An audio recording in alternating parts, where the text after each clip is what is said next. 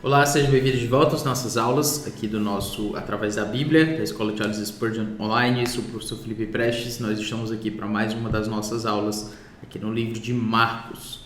E especificamente a gente vai continuar agora exatamente aqui no capítulo 1, versículo 12. A gente já falou sobre isso, sobre a tentação de Jesus. Os outros textos de Mateus 4 e de Lucas 4 também são textos mais detalhados sobre a tentação, e neste caso aqui a gente tem algo mais resumido, né, como é bem próprio do Evangelho de Marcos, porque se trata de um evangelho mais de uma obra, um texto mais dinâmico, né, mais rápido, mais objetivo. Muito bem. E então temos aqui no versículo 14, quando a gente chega aqui finalmente no versículo 14, a gente vai entrar em uma nova sessão. E a nossa nova sessão aqui, B, é a seguinte. Nós vamos ver que o ministério inicial do servo é uma chamada ao discipulado messiânico, à luz da oferta de salvação motivada pela iminência do reino de Deus. Essa seção aqui, ela vai de 1:14 até o versículo 20, certo? 1:14 até o versículo 20. Então, o ministério inicial do servo, deixe-me puxar um pouquinho mais para cá esse texto. Beleza. Esse aqui também. Então, o ministério inicial do servo é uma chamada ao discipulado messiânico à luz da oferta de salvação motivada pela iminência do reino de Deus. Vamos entender melhor do que se trata isso, né? Depois de João ter sido preso, foi Jesus para a Galileia. Então você nota, depois de João ter sido preso, você precisa notar que a gente tem, como eu falei já, a dinâmica do Evangelho de Marcos. Em Mateus 4 e em Lucas 4 também vamos ter mais detalhes sobre isso, mas Marcos já diz, depois de João ter sido preso. Ora, mas até um pouco, João era aquele que veio para endireitar as veredas, né, que veio para anunciar o Salvador. E aqui a gente já vê João sendo preso. Por que falar sobre isso? Porque a gente já vê mais uma vez a dinâmica de Marcos, que é objetivo, que quer já trazer aquilo que aconteceu sem muita demora. Então, depois de João ter sido preso, foi Jesus para a Galileia, pregando o Evangelho de Deus, dizendo: o tempo está cumprido e o reino de Deus está próximo. Arrependei-vos e crede no Evangelho. Então, o que a gente vê aqui? A gente vê que esse aqui era o Evangelho, isso aqui era a proclamação. A proclamação daquilo que Jesus trazia era exatamente isso, o Evangelho, as boas novas. Mas lembre-se de que essas boas novas, elas precisavam ser entendidas, por isso João Batista havia chegado para tornar as pessoas cientes da necessidade do arrependimento, o povo de Israel, e bem como os gentios posteriormente. Então ele está dizendo, olha, agora é Jesus que está anunciando, o tempo está cumprido e o reino de Deus está próximo. Esta é a iminência, certo? A iminência. O ministério inicial do servo é uma chamada ao discipulado messiânico, ou seja, Jesus está iniciando o seu ministério e o discipulado que ele requer, ou seja, o seguir que as pessoas precisam ter em relação a ele, diz respeito à oferta de salvação. Vocês vão me seguir porque eu tenho a salvação e façam isso logo porque o reino de Deus está próximo. Arrependei-vos e crede no Evangelho. A mensagem de Jesus já havia sido preparada por João. Agora ele está continuando a falar dessas boas novas, está continuando a falar desse Evangelho. E logo adiante nós vemos os discípulos, né, caminhando junto ao mar da Galileia, viu os irmãos Simão e André. Ora, Jesus já falou isso, aí agora ele já vai para uma outra coisa, já é um outro episódio. As coisas são rápidas, as coisas acontecem com muita rapidez, com muito dinamismo nessa narrativa de Marcos. Então, caminhando junto ao mar da Galileia, viu os irmãos Simão e André, que lançavam a rede ao mar, porque eram pescadores. Disse-lhes Jesus: Vinde após mim, e eu vos farei pescadores de homens. Então eles deixaram imediatamente as redes e o seguiram. Um pouco mais adiante, viu Tiago, filho de Zebedeu, e João, seu irmão, que estavam no barco consertando as redes. E logo os chamou, deixando eles no barco a seu pai Zebedeu com os empregados, seguiram após Jesus. Então você nota aqui, como eu falei, já tem uma dinâmica forte apresentada aqui, rápida, né? De muitas coisas que são resolvidas e são retratadas de uma forma muito clara, mas ao mesmo tempo muito dinâmica.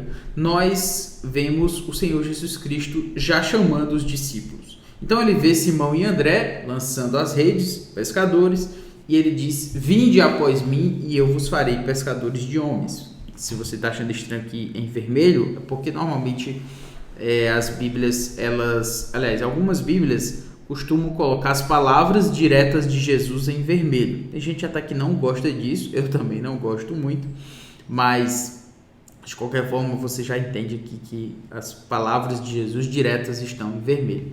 Mas tudo que está na Bíblia é revelação de Deus, então não se engane colocando um peso superior à revelação dentro dela, como se tivesse um cânon dentro do cânon.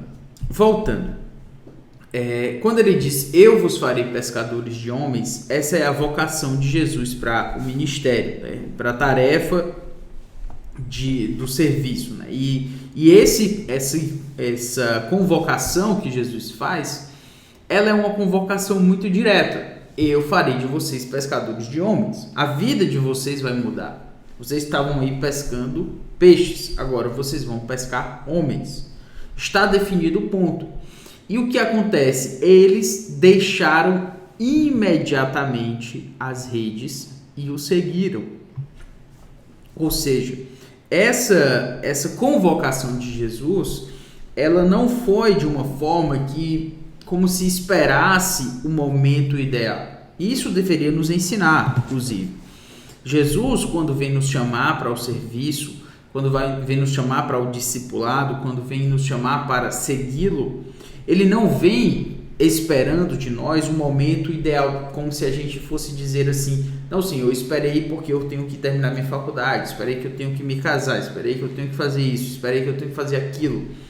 E a gente fica dizendo para Jesus esperar de nós um bocado de coisa, quando na verdade o que acontece é que ele chama esses homens, no caso Simão e André, ele os chama no meio do trabalho. Não tem momento ideal aqui. O único momento é esse, é o momento do serviço, é o momento do trabalho, é o momento de se derramar diante do trabalho do reino de Deus. E nisso o Senhor Jesus Cristo os chama, e o que eles fazem? Eles deixaram imediatamente as redes e o seguiram. Então, o chamado de Jesus não veio numa hora ideal em que eles estavam parados, tinham terminado o seu trabalho, tinham terminado tudo que tinham para fazer, e finalmente Jesus chega ali esperando: esse é um momento muito apropriado, venham me seguir, já que vocês terminaram o que vocês tinham que fazer. Não. Além do fato de que Jesus não veio nesse momento ideal, eles também não fizeram aquilo que seria o ideal para as mentes, para as perspectivas, né, para a expectativa humana. Eles deixam imediatamente. Da mesma forma, ele viu Tiago, filho de Zebedeu, e João, seu irmão, que estavam no barco consertando as redes, e logo os chamou, deixando eles no barco a seu pai Zebedeu com os empregados. Novamente, Tiago e João eram homens que estavam no meio do seu trabalho, estavam consertando as redes, eles estavam no meio da sua atividade. Eles não estavam ali terminado o trabalho, eles estavam no meio do trabalho. E o Senhor Jesus os chama. E o que eles fazem? Eles deixam o barco, deixando eles no barco a seu pai Zebedeu. Ou seja, eles deixam o pai deles e os empregados, ou seja, era uma empresa ali de pesca e tal, e nisso seguiram a Jesus. Então o chamado de Jesus, ele não espera pela hora ideal, pela hora certa. E a nossa obediência também não deveria esperar. A nossa obediência também deveria ser uma obediência imediata, que não espera pelos momentos ideais para fazer a vontade de Deus. Quando a gente segue aqui adiante no texto, a partir do versículo 21, a gente tem: depois entraram em Cafarnaum e logo no sábado foi ele ensinar na sinagoga. Ora, você vai ver que as ligações que Marcos faz, ele já usa aqui, né, a ideia, né, depois. Então, ele vai seguindo. A narrativa é dinâmica. Eu vou chamar várias vezes a atenção para esse dinamismo e as palavras que ele utiliza justamente para indicar esse dinamismo. Depois entraram em Cafarnaum e logo no sábado foi ele ensinar na sinagoga. Então, Jesus já segue adiante. Ele tinha chamado os discípulos e agora ele já está... Isso a gente ainda está no capítulo 1. Ou seja, em um capítulo muita coisa aconteceu, né? Mas vamos adiante. Entraram em Cafarnaum, logo no sábado foi ele ensinar na sinagoga. Lembre-se que esse era o ministério de Jesus. Ele veio para o povo de Israel e depois para os gentios. Então, esse caminhar de Jesus, chegar na sinagoga, muitas vezes não ser aceito e depois pregar para os gentios, ou coisa semelhante, isso faz parte do plano da salvação de Deus, que veio trazer a salvação para os judeus e também para os gentios. Mas a ordem é essa, judeus e gentios. Jesus no sábado foi na sinagoga.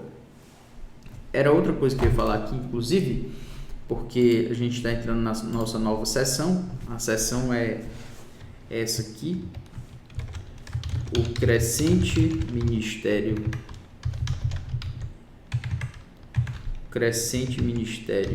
de milagres realizado pelo servo autentica sua mensagem e autoridade messiânicas diante do povo. Aqui vamos de 1:21 até 2, versículo 12. Então, vamos lá. Jesus, ele vem trazendo, vem pregando na sinagoga, e o que eu gostaria de chamar a atenção era exatamente isso. Muita gente vai falar contra a ideia de religião, de que religião é uma coisa ruim, religião é uma coisa problemática, religião é uma coisa que acaba de uma certa forma manchando a religiosidade verdadeira, a piedade verdadeira, por conta só de um sistema religioso e tal, esse tipo de coisa. Mas o que a gente vê aqui não é isso. Quando a gente analisa esse texto, a gente já vê Jesus Cristo, e a gente analisa a vida de Jesus, a gente vê em Jesus um homem religioso. É porque às vezes a gente já associa a ideia de religião às questões litúrgicas, às questões mais ligadas à parte formal do seguir a Cristo. A gente muitas vezes associa isso ao farisaísmo, à superficialidade, a esse tipo de coisa. E na verdade não é isso. A religião, ela é uma coisa boa, certo? A ideia vem de religar, né? De se religar a Deus e tal. Mas o ponto que eu quero trazer aqui é que Jesus era um homem religioso. Ele só não era um homem religioso superficial. Ele não era um homem religioso hipócrita. Ele era um homem religioso verdadeiro. A sua religião vinha de dentro para fora, mas ela chegava do lado de fora. O que a gente vê hoje é muita gente querendo apagar a ideia de religião, porque religião é uma coisa muito ruim e tal, e no final das contas, eles criam uma outra casca anti-religião, que acaba sendo tão ruim quanto a hipocrisia. De toda forma, você vê que Jesus era um homem religioso, ele era um judeu que ia para a sinagoga no sábado para pregar. Era isso que ele estava indo ali fazer. Então, maravilharam-se da sua doutrina, porque ele os ensinava como quem tem autoridade, não como os escribas. Não tardou que aparecesse na sinagoga um homem possesso de espírito imundo. Deixa eu só falar aqui rapidamente sobre isso. Jesus falava como quem tem autoridade e não como os escribas. Por que Jesus falava como quem tem autoridade? Porque ele não tinha medo do seu ensino. Ele falava a verdade, ele falava o que precisava ser falado, ele sabia que isso era contra o que muita gente falava e ele mostrava que isso era o que Deus esperava em termos de santidade. Por quê? Porque muitos escribas ensinavam como? Eles ensinavam sem se comprometer. Estão aqui as opções, você pode crer assim, você pode crer dessa forma, você pode crer de outra. E muitos deles não colocavam sua pele em risco em relação ao seu ensino. Mas Jesus falava com autoridade, vocês precisam fazer isso, vocês estão falhando nesse ponto. E isso gerava nas pessoas uma sensação de que Jesus pregava com autoridade.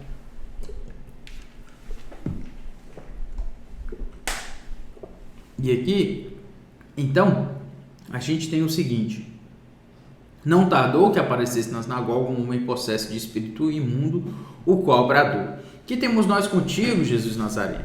Vieste para perder-nos? Bem sei que és o santo de Deus. Mas Jesus o repreendeu, dizendo: cala-te e sai desse homem. Então o espírito imundo, agitando-o violentamente, bradando em alta voz, saiu dele. Todos se aproximaram, todos se admiraram, a ponto de perguntarem entre si: que vem a ser isto?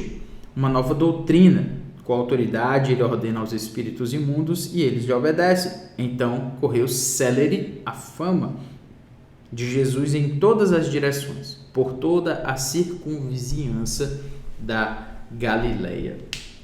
Então, como você pode ver aí, é exatamente o que a gente apresentou aqui, né? Jesus começa a ver o ministério de Jesus começa a crescer a partir da realização de milagres, certo?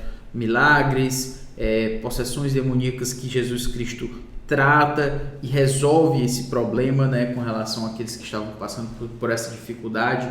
Então, nesse sentido, a gente vê Jesus Cristo tendo o seu ministério aumentado, a amplificação do seu ministério chegando a partir das suas obras miraculosas.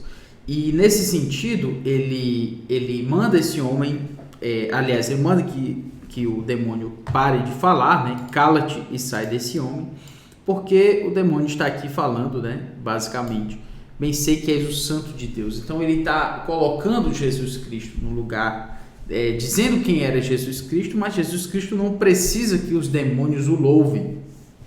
Ele não quer que eles enganem as pessoas que estão ali ouvindo. Então Jesus Cristo já manda que ele sai, as pessoas se impressionam, porque o ensino de muitos escribas, muitos fariseus, era um ensino que, como eu falei, não se comprometia, não se tinha uma diferença, uma diferença significativa na vida das pessoas que ouviam, e também não havia uma diferença significativa na vida das pessoas que pregavam. Então, por isso, Jesus Cristo, ele é muito enfático, que manda que esse demônio saia, e as pessoas ficam impressionadas com isso, certo?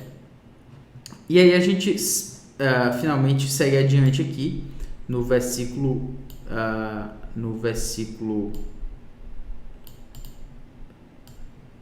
deixa eu ver aqui, versículo 29 agora.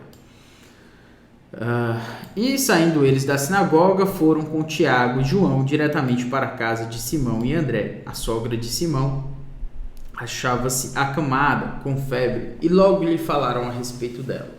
Então, aproximando-se, tomou-a pela mão e a febre a deixou, passando ela a servi-los. Então, mais uma vez, a gente vê a Jesus Cristo curando, e a sua fama vai aumentando, a amplitude do seu ministério vai ganhando mais força, vai ganhando mais abrangência. E aqui nós temos outras curas também. Mais adiante, à tarde, ao cair do sol, trouxeram a Jesus todos os enfermos e endemoniados. Toda a cidade estava reunida à porta, e ele curou muitos doentes de toda sorte de enfermidades. Também expeliu muitos demônios, não lhes permitindo que falassem, porque sabiam quem ele era.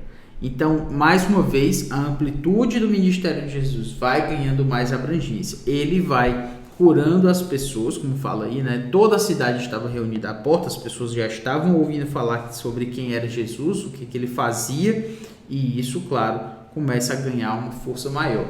Eu costumo lembrar as pessoas de que, se você imaginar alguém que de repente começa a curar pessoas, essa fama ficaria muito conhecida e difundida, e essa pessoa não teria mais vida, esse que consegue curar pessoas, porque seriam tantas pessoas procurando esse indivíduo que consegue curar, que talvez essa pessoa não pudesse mais nem sair de casa. Então, a vida de Jesus era uma vida muito atribulada por essa razão também. As pessoas iam a ele porque não tinham mais o que buscar, elas iam atrás de Jesus para buscar o impossível. E nisso o seu ministério vai ganhando mais e mais força. Vamos aqui no versículo 35. Tendo se levantado alta madrugada, saiu para um lugar deserto e ali orava. Procuravam diligentemente Simão e os que com ele ali estavam. Tendo encontrado, lhe disseram: todos te buscam. Jesus, porém, lhes disse: vamos a outros lugares, a povoações vizinhas, a fim de que eu pregue também ali, pois para isso é que eu vim. Então, foi por toda a Galileia pregando nas sinagogas deles e expelindo os demônios. O que me chamou a atenção aqui são dois pontos. Primeiro, Jesus se levantou na alta madrugada. Ele se levantou na alta madrugada, mas você deve lembrar que um pouco antes, a gente já viu o contexto, ele estava curando pessoas de toda sorte de enfermidades. Então o trabalho de Jesus não era pequeno, não era pouco, e ele estava ali curando as pessoas. E mesmo assim, levantando-se em alta madrugada, muito cansado certamente, ainda assim, ele foi para um lugar deserto e foi orar. Outro ponto importante desse texto é que, além de Jesus Cristo ir orar, Simão chega para ele, né, os que estavam com ele, e dizem: olha, as pessoas estão lhe buscando. O que Jesus faz? Jesus segue a sua missão. Neste caso, ele diz não a essas pessoas que estavam buscando a ele, e diz sim para outras pessoas, outros povoados, outros lugares, como ele diz, porque é para isso que eu vim. Ou seja, Jesus Cristo diz não. Ele tem um foco no seu ministério, no chamado do seu ministério, aquilo que ele deseja fazer da vida. Ele tem um foco específico, ele quer alcançar esse objetivo e ele vai fazer esse objetivo. Nesse sentido, a gente vê Jesus dizendo não para alguma coisa para poder dizer sim para outras, o que na verdade é a vida, né? Toda escolha é uma perda, cada sim que você dá é um não que você dá também. E nesse sentido, o que eu quero chamar a sua atenção é que muitas vezes a gente tenta fazer tudo na obra de Deus. Não estão precisando da minha ajuda aqui, estão precisando da minha ajuda aqui, mas na verdade Jesus Cristo é aquele que sabe muito bem o que deseja fazer, então ele decide: não vou mais ficar nessa região, eu vou para outra região e vou ajudar pessoas nessa outra região. E essas outras pessoas, sinto muito, mas nós vamos para esse caminho porque esse é o meu objetivo. Muito bem. Vamos adiante aqui. Nós temos... meu vídeo saiu aqui, mas você ainda está me ouvindo, certo? Então não se desespere. Eis-me aqui novamente. Então, deixe-me colocar aqui, já a gente vê isso. Então, nós vamos aqui para a cura do leproso. Aproximou-se dele um leproso, rogando-lhe de joelhos: se quiseres, podes purificar-me.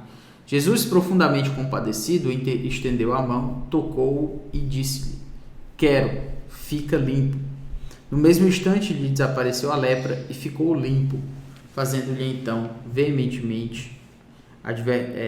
advertência. Logo o despediu e lhe disse: olha, não digas nada a ninguém, mas vai, mostra-te ao sacerdote e oferece pela tua purificação o que Moisés determinou para servir ao testemunho do povo, de testemunho ao povo. Mas, tendo ele saído, entrou a propalar muitas coisas e a divulgar a notícia, a ponto de não mais poder Jesus entrar publicamente em qualquer cidade, mas permanecia fora em lugares ermos. e de toda parte vinham ter com ele. Então, aqui, o que eu quero chamar a sua atenção, especificamente com relação ao ministério e à obra de Jesus, com relação a esse leproso, é que esse leproso, ele é esse homem que não tem, ele não tem nada a perder. Na verdade, tudo já está perdido para ele. Mas mesmo assim, ele chega para Jesus e pede ajuda. Certo? Então, na próxima aula a gente vai falar um pouco mais sobre isso e prosseguir na nossa análise, tá bom? Um grande abraço, que Deus abençoe. Valeu!